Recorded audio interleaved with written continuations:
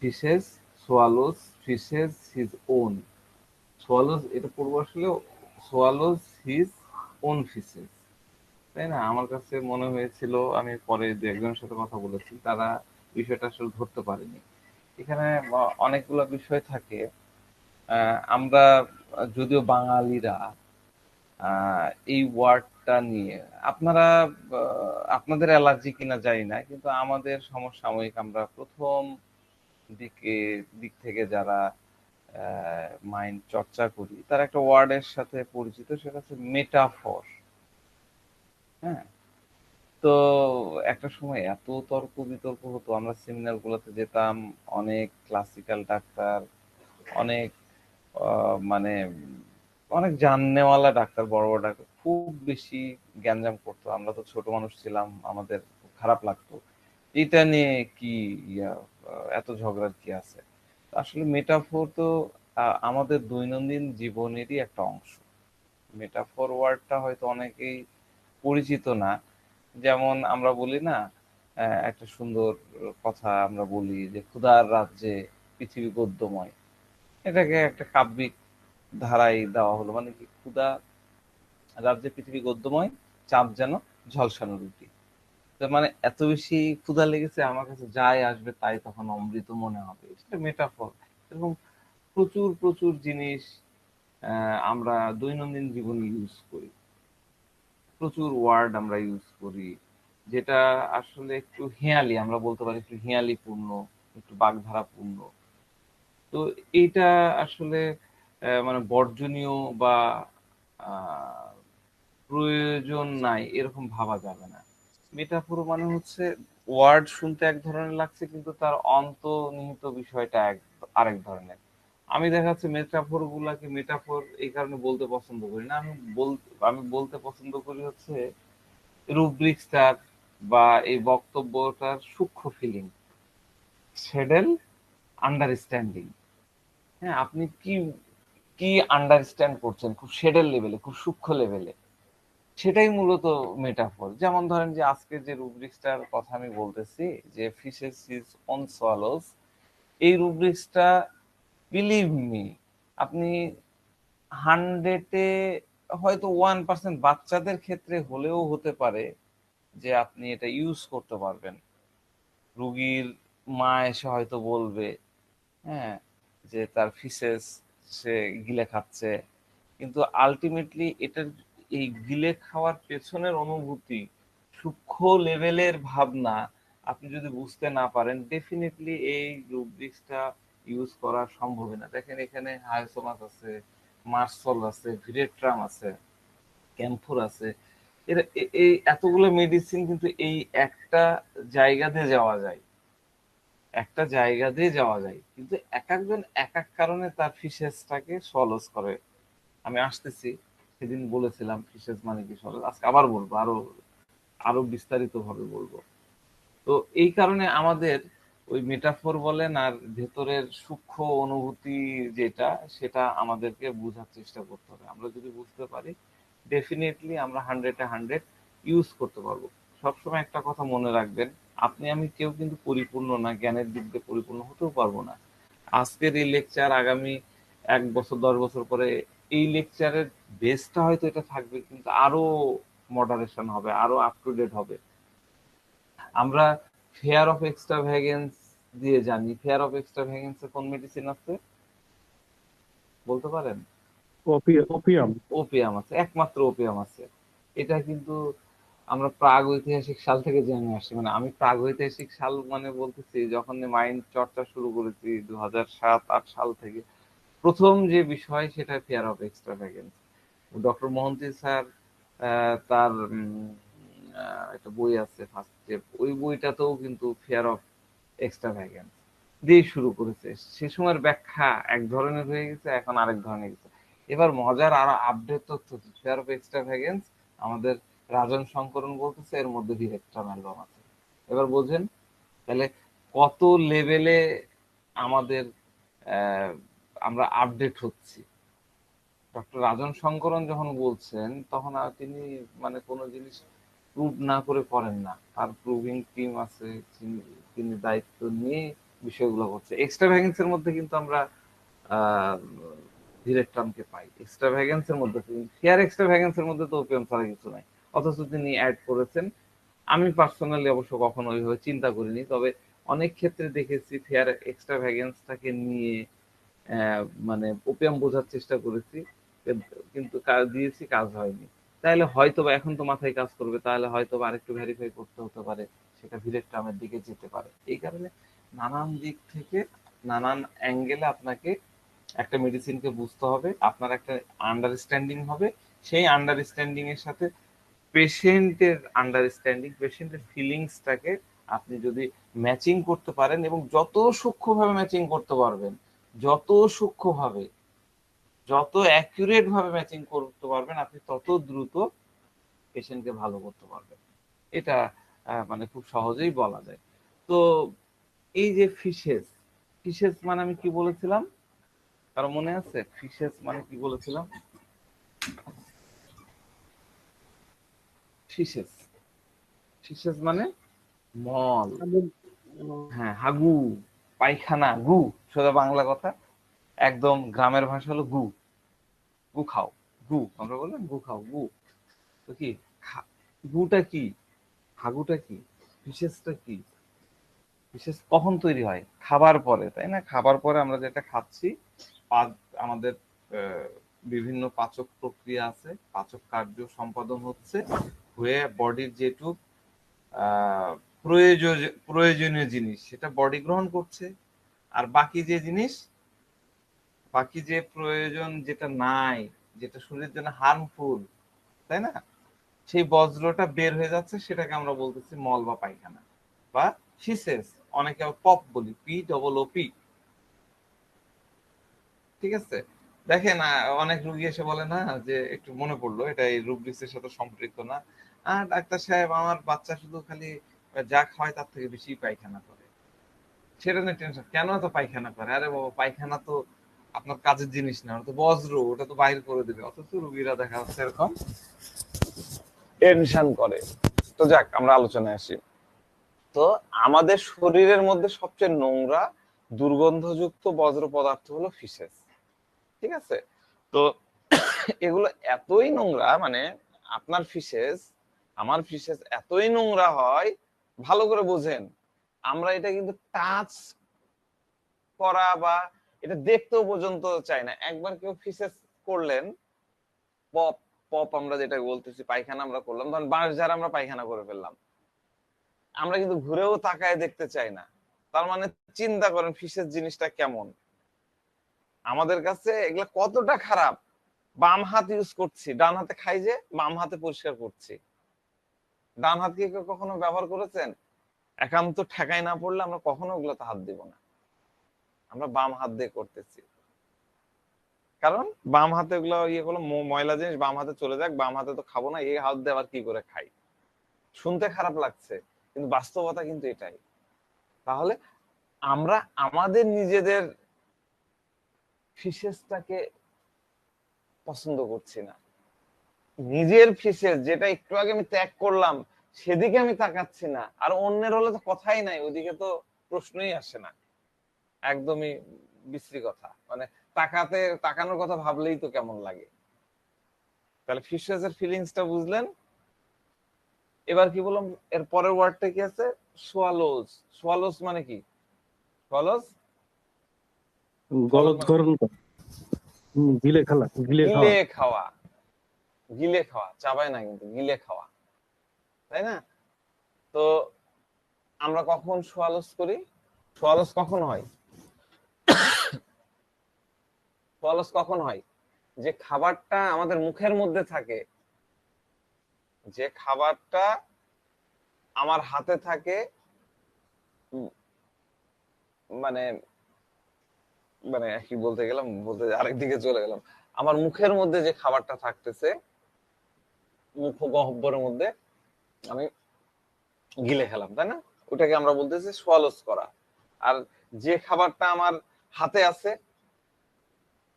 হাতে ধরেন যে এক মুঠো মুড়ি আছে, হ্যাঁ, বা প্লেটের মধ্যে পড়ে আছে, ওইটাকে আমি হাত দিয়ে নাড়তেছি, এবার আমি তুলে যখন এই মুখের মধ্যে ঢুকালাম, এটা কি?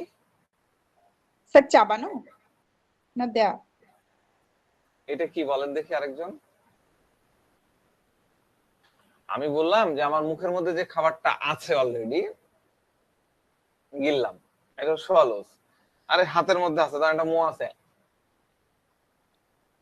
বা প্লেট আছে, এটাই কি বলে? লোকমা। না, লোকমা তো, কিন্তু এটা এই কাজটাকে কি বলে? Sir eating. হ্যাঁ, থ্যাংক ইউ, এটাকে বলে ইটিং। বুঝছেন, সোয়ালোজ আর ইটিং এর মধ্যে কিন্তু পার্থক্য আছে এই জায়গাটাই। আগে তো মুখের মধ্যে ঢুকাবো, হ্যাঁ, প্লেট থেকে খাবারটা তুললাম,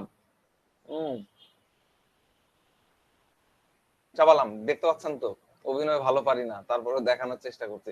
এবার চাবানো শেষ, আমার লালা টালা মানে যেগুলো প্রয়োজনীয় পাচক যে ইয়েগুলো আছে সেগুলো আমার লালা এগুলা মিশে গেল। এবার হ্যাঁ, পুরো প্রসেসটা হচ্ছে ইটিং, খাবার চাপালাম আর তারপর গিললাম, গিলাটা হচ্ছে সোয়ালোস।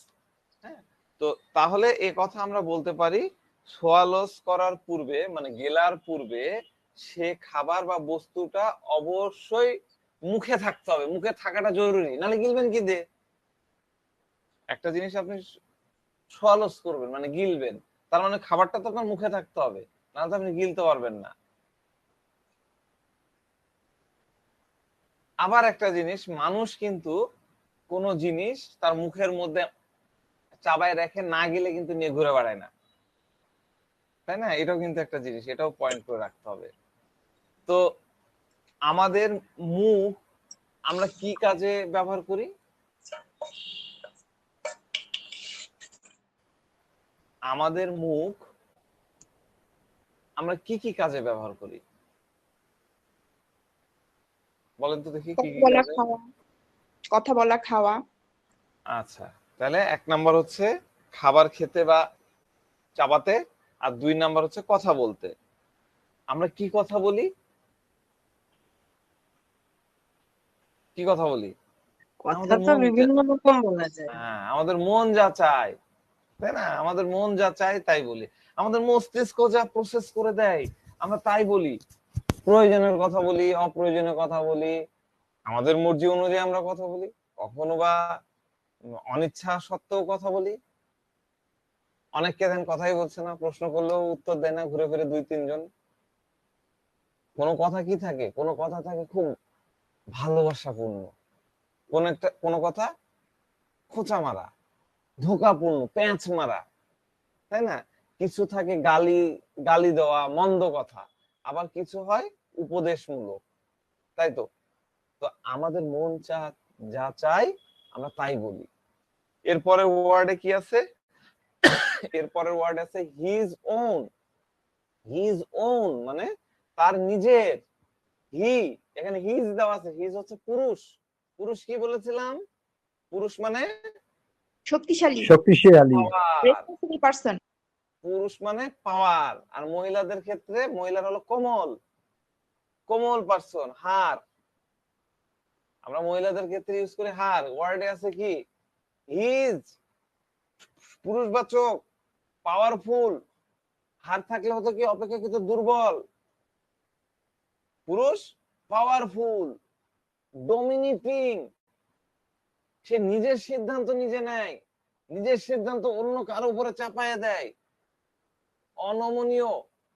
আর মহিলারা, মহিলারা হচ্ছে অ্যাডজাস্টেবল, সহজে অ্যাডজাস্ট করতে পারে, মানিয়ে নিতে পারে। তাহলে হিজ ওন মানে তার নিজের, যার উপরে হিজ বলা আছে। আমি কি বলছি? সে অ্যাডজাস্টেবল না, অনমনীয়, হিজ। তাহলে তার উপরে অন্য কারো কন্ট্রোল থাকে না, কেউ তাকে কন্ট্রোল করতে পারে না, অন্য কেউ এর সাথে সম্পর্ক যুক্ত না। এটাই ওন, এটাই হিজ ওন। এর অর্থ হলো তার মনের মধ্যে যত খারাপ, যত দুর্গন্ধ জিনিস আসে বা আসতে পারে, এগুলোকে সে বাইরে ফেলে দেয় না, সোয়ালস করে গিলে খায়। রুব্রিক্সটার যদি আমরা অর্থ করি তাহলে এরকম দাঁড়ায়, যত খারাপ জিনিস আছে, দুর্গন্ধ জিনিস আছে, সেগুলাকে সে বাইরে ফেলে দেয় না, সোয়ালস করে খায়। কিন্তু এই রুব্রিক্সে বলা আছে তার নিজের ফিসেস সে সোয়ালোস করছে, তার নিজের ফিসেস সোয়ালোস করে, খায় না কিন্তু, ভালো করে বুঝতে হবে, সোয়ালোস করে, নট ইটিং। তো আমরা সাধারণত দেখি একদমই ছোট বাচ্চা যাদের মধ্যে এখনো আপনার কি বলবো জাগতিক চিন্তা চেতনা তৈরি হয়নি, বোধ শক্তির উদয় হয়নি, এরকম বাচ্চা, অনেক বাচ্চার গার্জেন এসে বলে, 1 বছর 2 বছরের বাচ্চা, 2 বছর না 1-1.5 বছরের বাচ্চা, 2 বছর ধরেন, এসে কমপ্লেন করে যে তার বাচ্চা পায়খানা মুখে নাই, নিবে। আর আমরা কি এই রুব্রিক্সটা নিয়ে নেব? এই রুব্রিক্স এর ক্ষেত্রে কিন্তু ছোট বড় কোনো কথা লেখা নাই, লেখা আছে এখানে শুধু হিজ লেখা আছে, মানে কি ডোমিনেটিং ফিচার, নন অ্যাডজাস্টেবল ফিচার, পারসন, তার ক্ষেত্রে রুব্রিক্সটা লেখা আছে। এই রুব্রিক্সে বলা আছে ওই ব্যক্তি তার ফিসেসকে গিলে খায়, সোয়ালোস করে। তো আপনি সাধারণভাবে যদি চিন্তা করেন, আমরা যদি চিন্তা করি যে এরকম কাজ কারা করে, কারা করতে পারে, যারা ফিসেসটাকে গিলতে পারে, এটা একটা চিন্তার বিষয় আছে। আমি তো ফিসেস গিলবো না, আপনি তো গিলবেন না, কিন্তু কারা, কারা গিলবে, কারা গিলবে? যারা আসলে বুঝবে না ফিসেস জিনিসটা কি, যারা বোঝে না ফিসেস কি জিনিস, এটা কেন খেতে হয় না, বা কেন এটা থেকে দূরে থাকতে হয়, এটাতে আমার কি ক্ষতি হতে পারে, তাই না? মানে কি, যে একটা অ্যাডাল্ট পারসন যে এটা বুঝতেছে না, তার মানে কি সে একজন পাগল ব্যক্তি, তাই তো? মানে আমি যুক্তি দিয়ে যদি বুঝাই, ভালো করে বোঝেন, একটা পার্সন যে বুঝে না যে আমার ফিসেস মানে মল, এটা থেকে দূরে থাকতে হবে, এটা থেকে মানে এটা খাওয়া যাবে না, এটা খেলে আমার কি ক্ষতি হবে, এরকম ব্যক্তি তো একদম একমাত্র পাগলই হতে পারে, তাই না? নাকি বলেন? একটা সুস্থ ব্যক্তি তো বুঝে ফেলবে যে মল আছে বাবা, ওদের তাকানো যাবে না, কিন্তু একজন পাগল ব্যক্তি তো এটা বুঝবে না। কিন্তু দেখেন এই রুব্রিক্স এর মধ্যে কিন্তু ইনস্যানিটি নাই, ইনস্যানিটি দেওয়া আছে, ইনস্যানিটি দেওয়া নাই। পাগল যদি থাকতো তাহলে ওখানে মেনিয়া থাকতো, মেনিয়াক, আমাদের ওয়ার্ড আছে না মেনিয়া, কিন্তু ইনস্যানিটিও নাই, মেনিয়াও নাই। তাহলে আমরা বলতে পারি এই ব্যক্তি ফিসেসিস সোয়ালো এ কোনো পাগল না, এ সাধারণ মানুষই, আমাদের মতন সাধারণ মানুষই।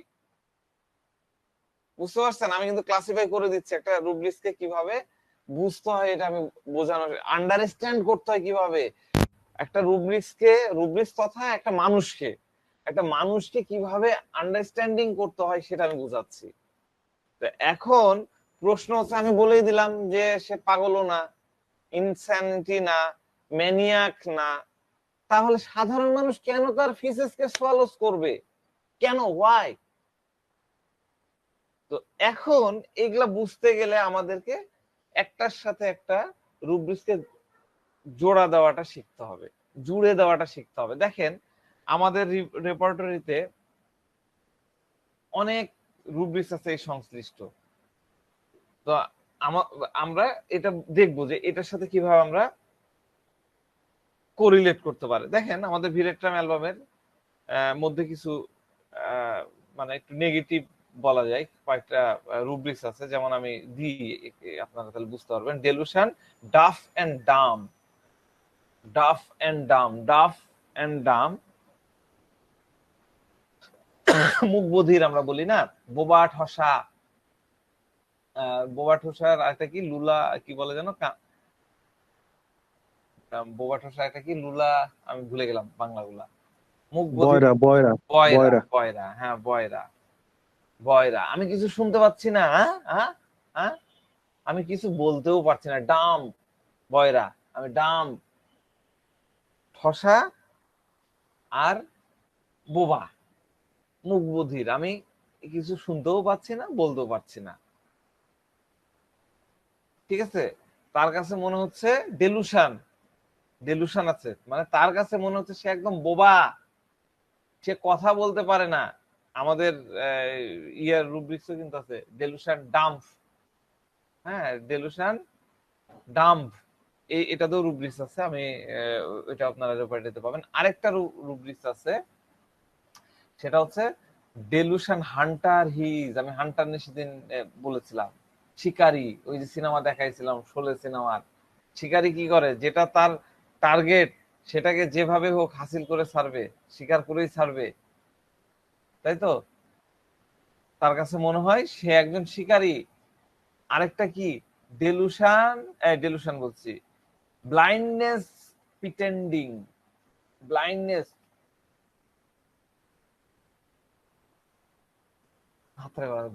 অন্ধ, অন্ধ, ব্লাইন্ডনেস প্রিটেন্ডিং, এমন ভান করছে যে সে কিছু দেখতে পাচ্ছে না, সে কিছু দেখতে পাচ্ছে না, এরকম ভান সে করতেছে, এমন ভান করতেছে যে সে কিছু শুনতেও পাচ্ছে না, ড্রাফনেস প্রিটেন্ডিং।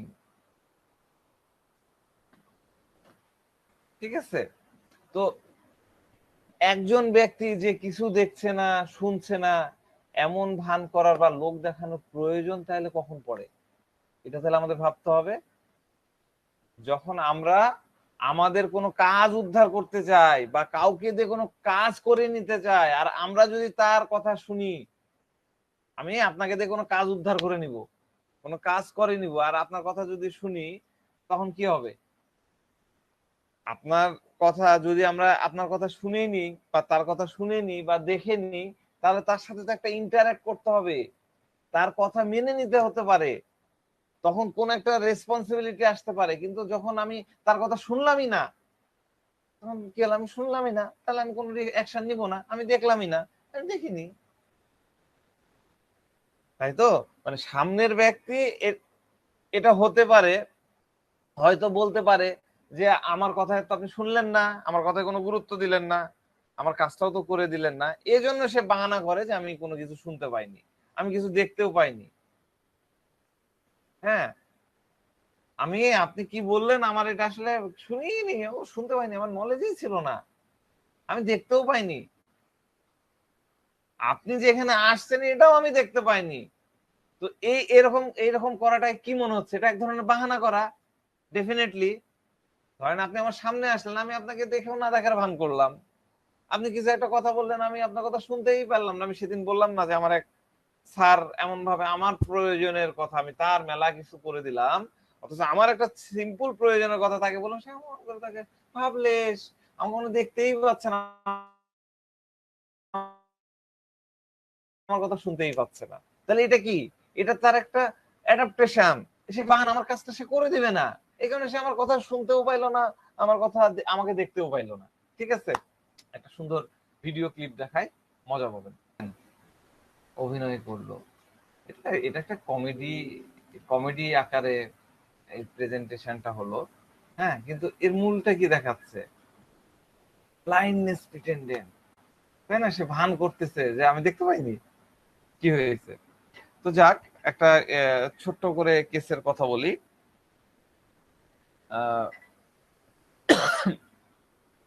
14-15 বছর বয়সী একটা বাচ্চা মেয়ে মায়ের সাথে আসছে, তার মুখে অনেকগুলো আঁচিল হয়েছে।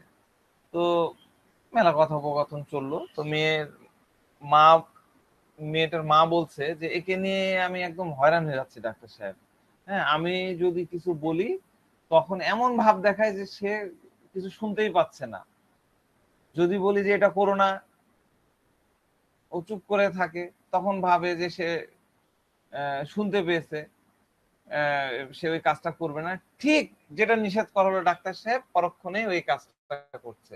ভাবটা এমন যে তুমি আমাকে কি বলেছেন তো শুনতেই পাইনি, আমি কানে কিছুই শুনিনি, তুমি বলছো আমি শুনতে পাইনি। দেখেন, খুবই কমন, আপনি আপনার চেম্বারে অনেক পেশেন্ট, অনেক বাচ্চার মা এসে এরকম বলবে যে ডাক্তার সাহেব কিছু বললাম, সে মানে মনে হলো যে সে শুনতে পেয়েছে, কিন্তু পরক্ষণে যখন ধরছে তখন বলতেছে যে না, শুনতেই পাইনি, ওই কাজটাই করে ফেলেছে, যেটা নিষেধ করলাম, বারবার করে নিষেধ করলাম, তারপরেও সে কাজটা করলো।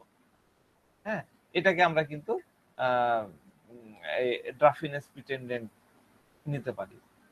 ঠিক আছে, এটার কিন্তু আরেকটা ইয়ে হলো, যখন কেউ পরিষ্কার শুনতে পাচ্ছে যে কি ঘটনা ঘটছে বা কে কি বলছে, অথচ তার নিজের দুর্বলতা ঢাকার জন্য বা অন্যায় সুযোগ ভোগ করার জন্য, অন্যের চোখে সাধু সাজার জন্য সে না শোনার ভান করে, এটাও কিন্তু একটা কারণ। তো এই যে এতগুলা কথা বললাম, ফিশের সোয়ালোস, ড্রাফিনেস প্রিটেন্ডেন্স, ব্লাইন্ডনেস প্রিটেন্ডেন্স, আরো যে ইয়েগুলো বললাম, এই এত কিছু কেন করে এরা? আমাদের এবার প্রশ্ন হয় কেন করে এরা, এগুলো করার কেন তাদের প্রয়োজন পড়ে, এটা আমাদের বোঝা দরকার। আমাদের পেশেন্টের মধ্যে থেকে তার অনুভূতিটা জানতে হবে। কেন তাদের এই প্রয়োজন পড়ে? তাদের প্রয়োজন পড়ে কারণ তারা অ্যাম্বিশন পূরণ করতে চায়। তাদের যে অ্যাম্বিশন, তার মনের মধ্যে যা আছে, তার মনের মধ্যে যে ইচ্ছাটাকে সে পোষণ করে রেখেছে, যেভাবে হোক সেটা পূরণ করতে হবে। আমাদের রুব্রিক্স কি আছে? Ambition increase means employed every possible.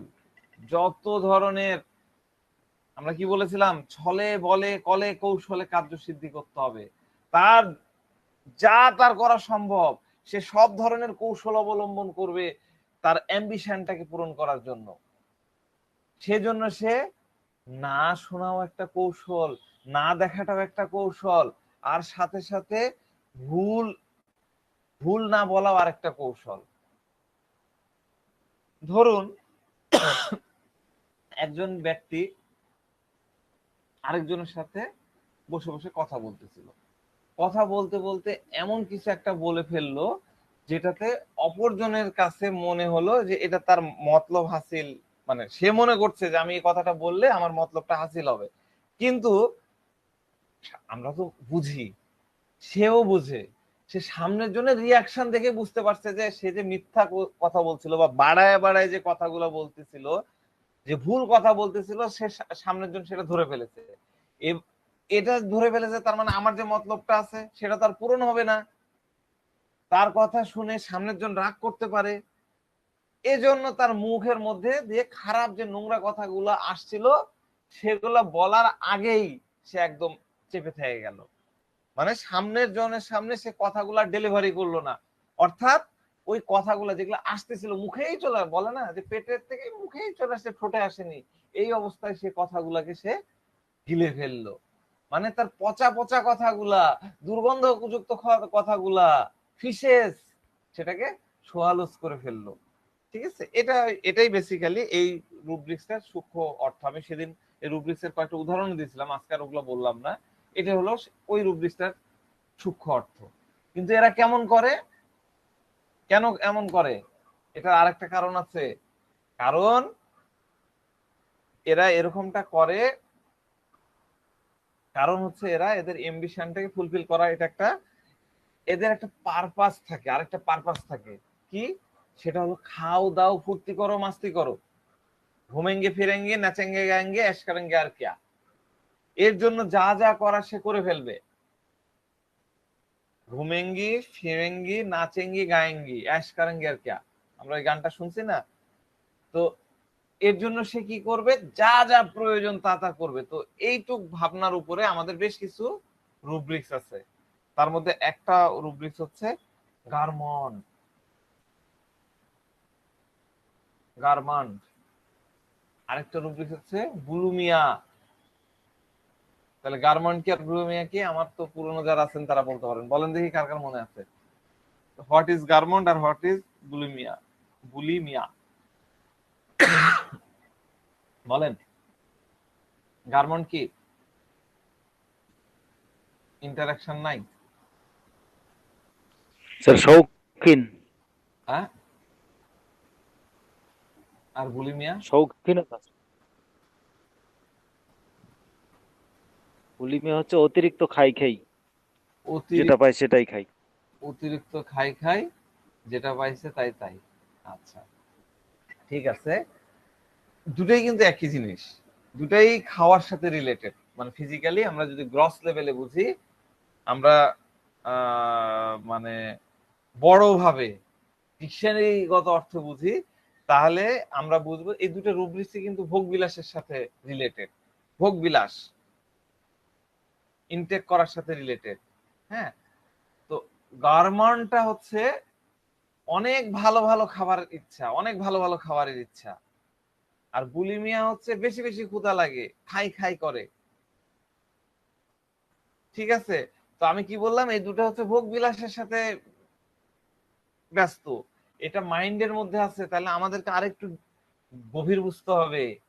এটা যদি ফিজিক্যাল জেনারেলের মধ্যে থাকতো তাহলে আমরা ওটাই নিয়ে নিতাম, যে মুরগির রান খাচ্ছি, চিকেন ফ্রাই খাচ্ছি, অমুক খাচ্ছি, গার্মন, আর ভাত খাচ্ছি, পান্তা খাচ্ছি, মুড়ি খাচ্ছি, এই খাচ্ছি, ওই খাচ্ছি, সিঙ্গাড়া খাচ্ছি, বুলিমিয়া যাই পাই তাই খাই। কিন্তু এটা আছে তো মাইন্ডের মধ্যে।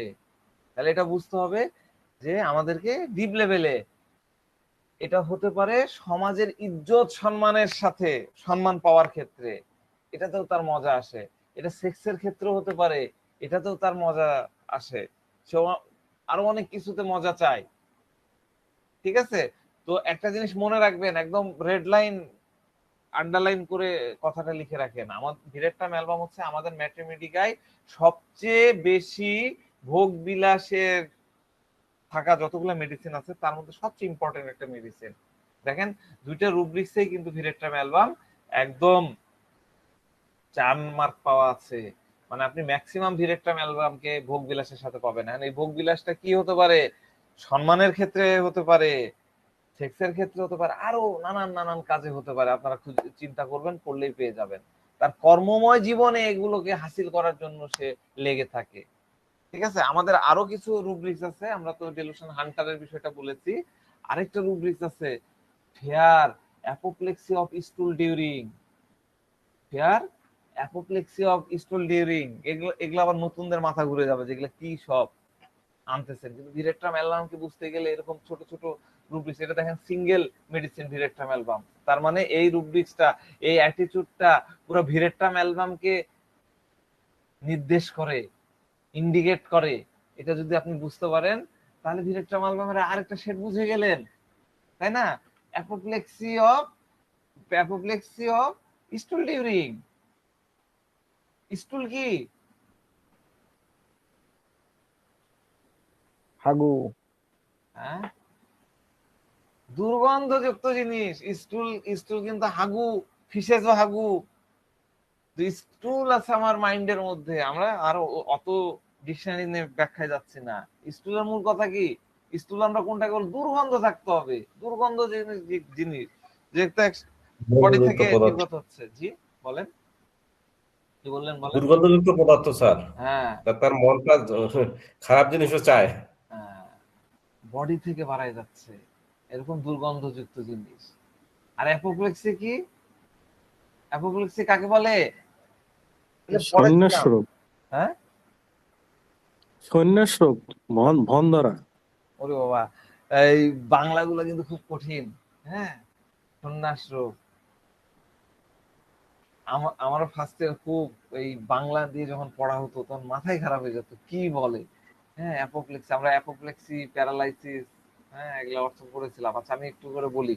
আমরা সন্ন্যাস রোগ ঠিক আছে, সন্ন্যাস তো বুঝবেন না অনেকেই আর কি। তো এটা কোত্থেকে হয়?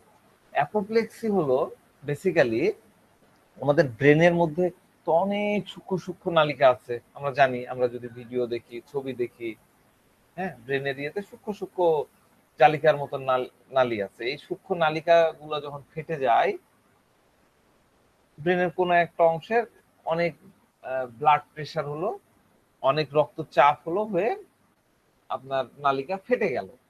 তো ফেটে গেলে হলো কি, মানে ব্লিডিং হবে, রক্তক্ষরণ হবে, হেমারেজ হবে।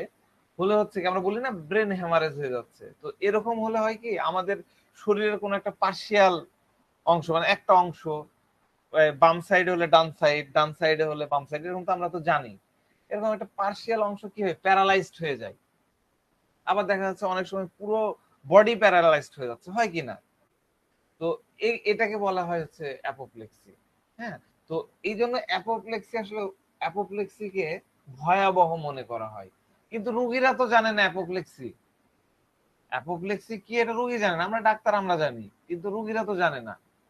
তারা এটুকু বুঝে যে ব্রেনের নার্ভ ফেটে গিয়ে রক্তক্ষরণের ফলে ক্ষতি হতে পারে। তারা মনে করে যে আমার ব্রেনের নার্ভ যে চাপ, এটা তো আমার ব্রেনের নার্ভ ফেটে যাবে, ফেটে যেয়ে আমার ক্ষতি হতে পারে। তার মানে কি, আমরা যদি জিস্ট করি, ওই ব্যক্তির মনের মধ্যে কি তৈরি হবে? মনের মধ্যে তৈরি হবে অ্যাপোপ্লেক্সিতে তার কোনো ক্ষতি হতে পারে, স্থায়ীভাবে কোনো ক্ষতি হতে পারে। অ্যাপোপ্লেক্সি যদি হয় তাহলে তার কোনো ক্ষতি হবে, স্থায়ীভাবে ক্ষতি হতে পারে। এরপরে এটি কি বলছে? স্টুল ডিউরিং। স্টুল ডিউরিং, ডিউরিং মানে স্টুল পাস করছে, দুর্গন্ধ জিনিস পাস করছে। দুর্গন্ধ জিনিস কি? আমি নোংরা কথা বললাম, কটু কথা বললাম, যেটা আপনার শুনতে ভালো লাগতেছে না। তার মানে সে যখন নোংরা কথা বলতেছে, স্টুল ডিউরিং, সে যখন নোংরা কথা বলতেছে, মানুষকে এমন কথা বলছে যেটাতে অপর পার্সন অফেন্ডেড হচ্ছে, অসন্তুষ্ট হচ্ছে। আমি এত পচা পচা কথা বললাম, আপনারা আমার উপর বেজার হচ্ছেন। তো এই পার্সন যখন এরকম নোংরা নোংরা কথা বলে, অন্য মানুষকে অফেন্ডেড করে, অন্যকে অসন্তুষ্ট করে, তখন তার মনের মধ্যে ভয় তৈরি হয়। তার মনের মধ্যে ভয় তৈরি হয়, আমি অন্যদেরকেও নোংরা কথা বলে অসন্তুষ্ট করে ফেলতেছি। আমি যে নোংরা কথাগুলা বলতেছি, এটা শুনে অন্যরা আমার উপর অসন্তুষ্ট হচ্ছে। তারা অসন্তুষ্ট যদি হয়ে পড়ে আমার উপর একবার, তাহলে তো আমার কাজ হবে না, সবকিছু উল্টাপাল্টা হয়ে যাবে। সবকিছু উল্টাপাল্টা হয়ে যাবে মানে কি? আমার বড় ক্ষতি হবে, আমার লোকসান হবে। আমি পচা পচা কথা বললাম, সামনের বার তারা তো আমাকে ভোট দিবে না, আমি তো শেষ। আমি তো বিজনেসম্যান, আমি যে কাস্টমারের কাছ থেকে কন্ট্রাক্ট নিয়েছি, এখন আমি যদি তার সাথে নোংরা কথা বলি, তাহলে তো সে আমাকে কাজটা দিবে না, আমি তো টেন্ডার পাবো না। টেন্ডার পাবো না মানে কি? আমার অ্যাম্বিশন ছিল আমি টেন্ডার থেকে কোটি টাকা করব, সেইটা আমার পূরণ হবে না। বুঝতে পারছেন তো কিরকম অ্যাম্বিশন? এই টেন্ডার পর অ্যাম্বিশন কেন? টেন্ডার আমার সমাজে পজিশন বাড়াবে, টাকা বাড়াবে, ইজ্জত বাড়াবে। ভেরের টাইমের অ্যাঙ্গেলে বুঝবো, ইজ্জত বাড়াবে, সম্মান বাড়াবে, সোশ্যাল পজিশন বাড়াবে। এই জন্য আমি কটু কথা যখন বলা শুরু করে দেয়, তখন তার মনের মধ্যে এই ভয়টা তৈরি হয়। বুঝতে পারছেন? এবার পেশেন্টকে জিজ্ঞাসা করলাম আমরা প্র্যাকটিক্যালি কিভাবে নিতে পারি। আচ্ছা, এই যে ঢাকায় ডেঙ্গু ছড়ালো, রাজশাহীতে কিছুদিন আগের কথা বলছে, রাজশাহীতে এত এত রোগী ধরা পড়লো, রাজশাহী মেডিকেল কলেজে সিট পাওয়া যাচ্ছে না, ব্যবস্থা হচ্ছে না। তো এই সময়ে আপনি কি কি কি সতর্কতামূলক ব্যবস্থা নিয়েছেন? এই সময় কি আপনি এগুলা নিয়ে কি কোনো টেনশন বা কোনো ভাবনা হয়েছে?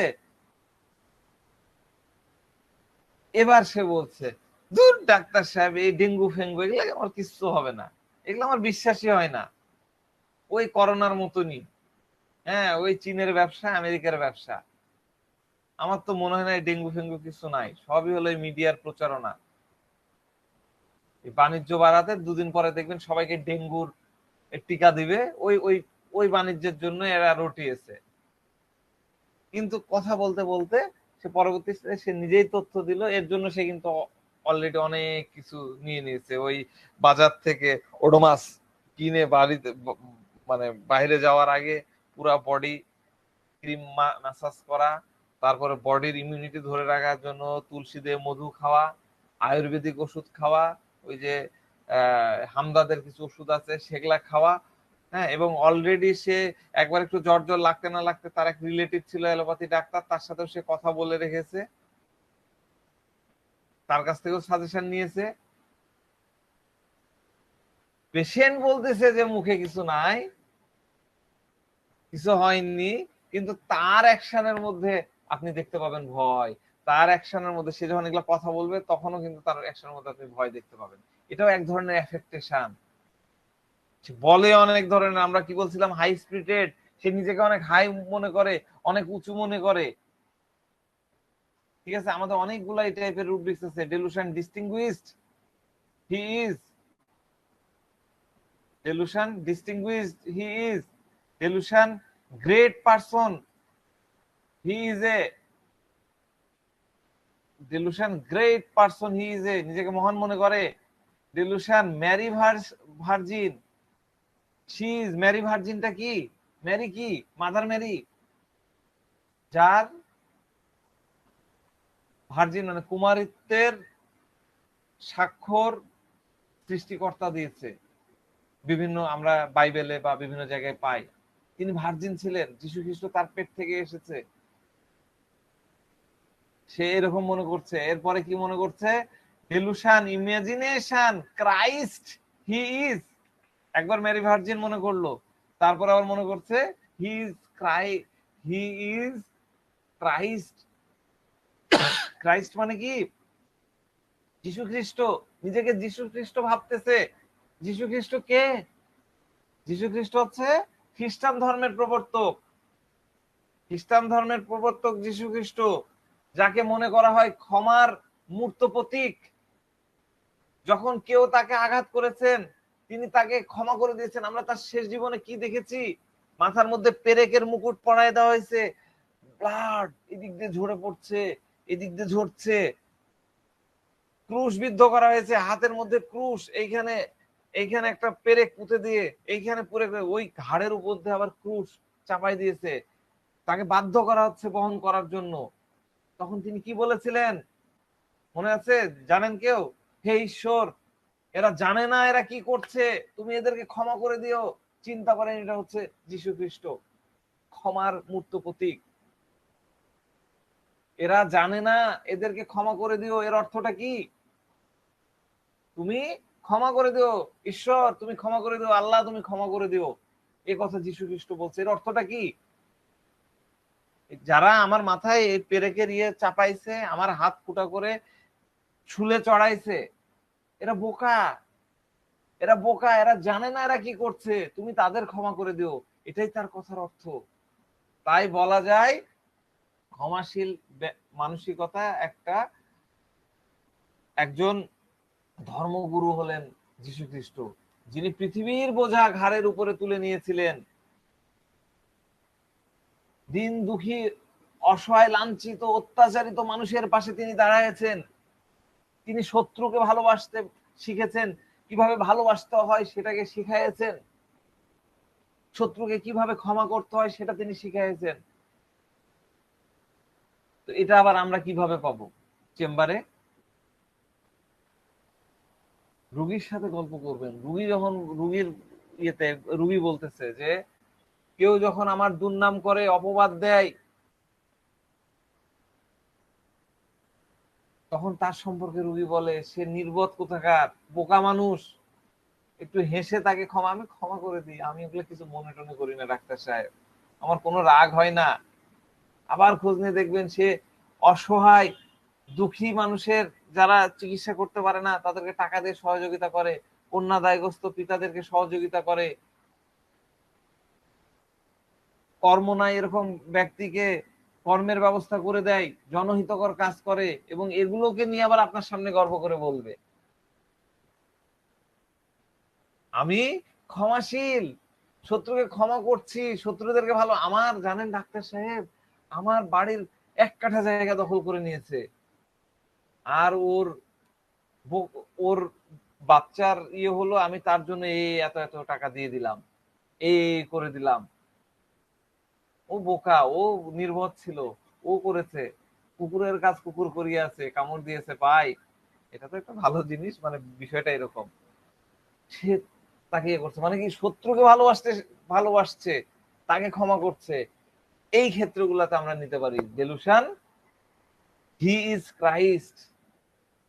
এরপর আরেকটা হচ্ছে delusion, influence, one is under a powerful. এটার একটা ক্রস রেফারেন্স হচ্ছে delusion, powerful hands of a strong power, he were in the. নিজেকে খুব শক্তিশালী মনে করে, কারণ আমার পিছনে বিশাল শক্তি আছে। সেভাবে কোন দৈব শক্তি প্রভাব মানে অধীনে সে আছে, ঈশ্বরের আশীর্বাদ তার সাথে আছে। কোথাও ধরেন কিভাবে নিবে, কোথাও কোনো গ্যাঞ্জাম শুরু হলো, কোনো প্রবলেম শুরু হলো, তখন লোকজন জোগাড় করে নিয়ে চলে আসবে, পুলিশ নিয়ে চলে যাবে, বা সেখানে গিয়ে ভয় দেখাবে যে আমার এসপি সাহেবের সাথে আমার খাতির আছে, ফোন দিলে চলে আসবে।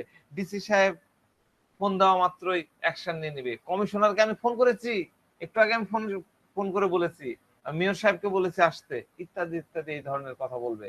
এটা কি influence, one is under influence, power, hand of strong power you are in. ঠিক আছে, এরপরে আরেকটা রুব্রিক্স হচ্ছে, আমি এটাও এর আগে দেখাইছিলাম, বলেছিলাম, সম্ভবত কোন মেডিসিন পড়াতে আমার মনে পড়ছে না, সেটা হচ্ছে delusion. Delusion, communication with God he is in. Delusion, communication with God he is in. God কি? গড কি? গড কাকে বলে? গড মানে ঈশ্বর। Supreme authority. হ্যাঁ, সুপ্রিম অথরিটি, বিধাতা, আল্লাহ, যার মর্জিতে দুনিয়াটা চলছে, যার মর্জিতে দুনিয়াটা চলতেছে। একটা রুগী এসে বলতেছে যে ডাক্তার সাহেব, মানে ফোনে ফোন দিয়েছিল, কথা বলা, হ্যাঁ ডাক্তার সাহেব আপনার ভিজিট কত, ওষুধ কম সহ আপনার কত দিতে হবে? তো বললাম আচ্ছা ঠিক আছে, আমি এটা আহ, আমি এটা আপনাকে দিয়ে দেব। হ্যাঁ, অমুক অমুক আছে না লীগের সভাপতি, হ্যাঁ আমার খুব কাছের লোক, আমি তাকে পাঠাই দিচ্ছি, সে আমার খুব খাতিরের লোক, আপনি চাইলে আমি তার হাত দিয়ে আপনার টাকাটা পাঠাই দিচ্ছি। তো বললাম না ঠিক আছে, সমস্যা নাই, আপনি পরে পাঠাই দিয়েন, আর যদি মনে করেন আপনি আমার এই নাম্বারটা বিকাশ, আপনি বিকাশ করে দিতে পারেন। না না না, ডাক্তার সাহেব আপনার শহরে রাজশাহীতে আমার অনেক পরিচিত পরিচিত আছে, আমি ক্যাশই আপনাকে দিয়ে দিতে পারবো। এটা কি?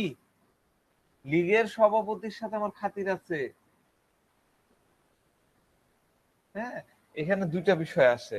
একটা হলো লীগের সভাপতি, এখন ক্ষমতা কার হাতে? লীগের হাতে, মেয়রের হাতে, তাই তো? তার মানে কি এখানকার যে ক্ষমতাশালী, তার সাথে তার কমিউনিকেশন আছে। গড যে সবচেয়ে, আমি কি কি বললাম, ক্ষমতাশালী, সুপ্রিম অথরিটি, যার মসজিদে রাজশাহী শহর চলছে, সেই হলো গড, রাজশাহীর গড। আমরা বললাম গড ফাদার, সরাসরি তার সাথে সম্পর্ক, কমিউনিকেশন উইথ হিম। গড হলো ইনফ্লুয়েন্সিয়াল পিপুল, যারা ইনফ্লুয়েন্স দেয়, যে জায়গাটাকে কন্ট্রোল করে, পরিস্থিতিটাকে কন্ট্রোল করে, এটা একটা বিষয়। আর একটা হলো এক্সট্রাভ্যাগেন্ট বিহেভিয়ার। আমরা যে এক্সট্রাভ্যাগেন্ট নিয়ে বললাম বললাম না, এক্সট্রাভ্যাগেন্টের মধ্যে হিরেট্রাম আছে। এক্সট্রাভ্যাগেন্ট বিহেভিয়ার, লোক দেখানো আচরণ, আবার সাথে পম্পাস ইম্পর্টেন্ট, আমি কত গুরুত্বপূর্ণ, আমাদের রুব্রিক্স হচ্ছে পম্পাস ইম্পর্টেন্ট,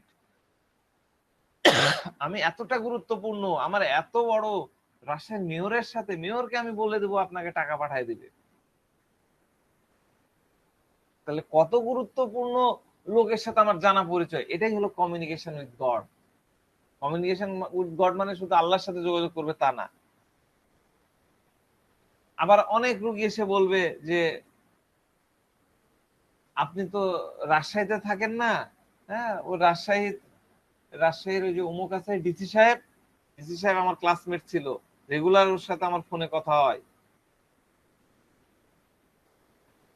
ঠিক আছে, এই টাইপের কথাবার্তা আপনারা নিজেদের মতন খালি খালি মনে রাখবেন, তার কানেকশনটা হচ্ছে সেই পজিশনের সুপ্রিম অথরিটির সাথে, তখন আপনারা নেবেন কমিউনিকেশন উইথ গড। বাচ্চারা কি বলবে? বাচ্চাদের ক্ষেত্রেও এরকম দেখা যায়, বাচ্চারা বলবে যে ডাক্তার সাহেব জানো, প্রিন্সিপালের সাথে আমার খুব খাতির আছে, উনি আমাকে নামে চেনেন, ওনার সাথে আমার প্রতিদিন কথা হয়, আমার বাবার বন্ধু। এখন তার বাবার বন্ধু হোক আর না হোক, সে কিন্তু বলার সময় এটা বলে দিবে। তাহলে প্রিন্সিপালটা কি? প্রিন্সিপাল কি বলেন? স্কুলের সুপ্রিম অথরিটি। হ্যাঁ, স্কুলের গড। স্কুলের গড হচ্ছে প্রিন্সিপাল। হ্যাঁ, স্কুলের সবকিছু চলে। তাহলে বাচ্চা বলছে কমিউনিকেশন উইথ গড, প্রিন্সিপাল। বাচ্চা বলছে কমিউনিকেশন উইথ গড, আমার প্রিন্সিপাল, প্রিন্সিপালের সাথে যোগাযোগ আছে। আমার একটা স্টুডেন্ট আছে, আর প্রিন্সিপাল স্যার আমাকে ফোন দিয়ে বলে কি ব্যাপার, তোমার ছবি দেখলাম, জানি না আবার আছে কিনা, তোমার ছবি দেখলাম, তুমি আসনি কেন? আমি বোঝানোর জন্য বলতেছি। প্রিন্সিপাল আমাকে বলতেছে যে ক্লাসের খবর কি হবে, ক্লাস কিরকম কি হচ্ছে, মানে প্রিন্সিপালের সাথে যোগাযোগ আছে, কমিউনিকেশন উইথ গড, আমার সাথে প্রতিদিন কথা হয়। দেখেন, যার পরিচিতি আছে, আমার পরিচিতি থাকতেই পারে, অনেক বড় বোর্ডের চেয়ারম্যানের সাথে আমার পরিচিতি থাকতে পারে, কিন্তু এই কথা তো আমার বলার প্রয়োজন নাই, এত বড় করে ঘটা করে বলার তো প্রয়োজন নাই, এত তো মানুষের কাছে বলে বেড়ানোর দরকার নাই। কিন্তু ভিরেট্রাম অ্যালবাম এগুলো বলে বেড়াই, ভিরেট্রাম অ্যালবাম এগুলো বলে বেড়াই, তাই তো? ভিরেট্রাম অ্যালবামকে আমরা কি বলেছিলাম? Delusion prince, he is a prince, তাই না? Delusion prince, he is a prince. Prince কে? প্রিন্স কাকে বলি? রাজার ছেলে। রাজার ছেলে কে? প্রিন্স। প্রিন্সকে মেহনত করতে হয় না, খাটতে হয় না, রাজার ঘরে জন্ম নিয়েছে তাই সে প্রিন্স। সোনার চামচ দিয়ে জন্ম নেওয়া বাচ্চা, সে হলো প্রিন্স। প্রিন্সকে খাটাখাটনি করে রাজ্য তৈরি করতে হয়নি, জন্মগতভাবেই তৈরি করেছে, জন্মগতভাবেই সে পেয়েছে। তো বাচ্চাদের ক্ষেত্রে আমরা কিভাবে দেখব? বাচ্চাদের ক্ষেত্রে আমরা ডেলুশন প্রিন্স কিভাবে পাবো? এগুলো বাচ্চাদের ক্লাসে আলোচনা করা দরকার ছিল, আবার আলোচনা হবে। তারপর একটু একটু করে বলি। একটা পেশেন্ট ছিল, বেশ ভালো ফ্যামিলির আর কি, মানে অর্থ সম্পদশীল ফ্যামিলির। তার দুটো বাচ্চাও আমাদের কাছে আসে। তো বড় ছেলেটা করে কি, ঘুম থেকে উঠেই স্কুলে যাওয়ার জন্য নিজেই উঠলো, উঠে ব্রাশ ট্রাশ করে পোশাক আশাক করে টেবিলে যেয়ে খেয়ে দিয়ে স্কুলে চলে গেল। বয়স কিন্তু খুব বেশি কম বেশি না, 1.5 বছরের ছোট। বড় ছোটটা একবারে ঘুম থেকে উঠবে 8টার সময়, উঠে চাকরানিদের, এই অমুক আসো, বুয়া এদিকে আসো, ব্যাগ কই, স্যান্ডেল কই, নাস্তা নিয়ে আসো, জুতা পরিয়ে দাও, এটা দাও, ওটা দাও। কি এগুলা? এটাই হলো প্রিন্স। আমি তো রাজকুমার, আমার সব জিনিস আমাকে এনে দাও, তোমরা আমার কাজগুলো করে দাও। এগুলো হলো ডার্টি নেচার, ডেলুশন প্রিন্স। হ্যাঁ, আমরা এই জিনিসগুলো দেখতে পাই, আমাদের আসলে দেখাও দরকার যে বাচ্চারা, তারা, আমরা এগুলো জিজ্ঞাসা করি যে বাসায় বাচ্চাদের আচরণ কেমন থাকে, রিলেশন কেমন, এগুলো জানতে হয়, তাহলে আপনারা এগুলো নিতে পারবেন, না নিতে পারবেন না। একটা বাচ্চা আসছে, ফাইভে পড়ে, মানে 13-14 বছর, 13 বছর ধরেন বয়স, আমার চেম্বারে ওই ঢুকতে হয় আমার এই দিক দিয়েই, ওইদিকেও দরজা আছে কিন্তু এদিক দিয়ে ঢুকতে হয়। তো সে সময় আমাদের ওইখানে একটা ব্রেঞ্চ রাখা ছিল, ব্রেঞ্চটা একদম দরজার পাশে মানে রাখা থাকে। ওইখানে ওই যে অনেকে জুতা পরে, জুতা পরতে ওখানে বসে পড়তে সুবিধা হয়।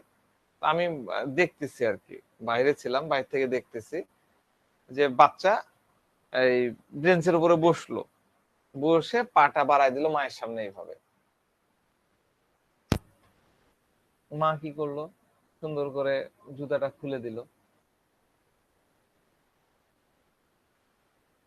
বিলিভ মি, ম্যাক্সিমাম লোক এটাকে দেখেও না দেখার ভান করবে।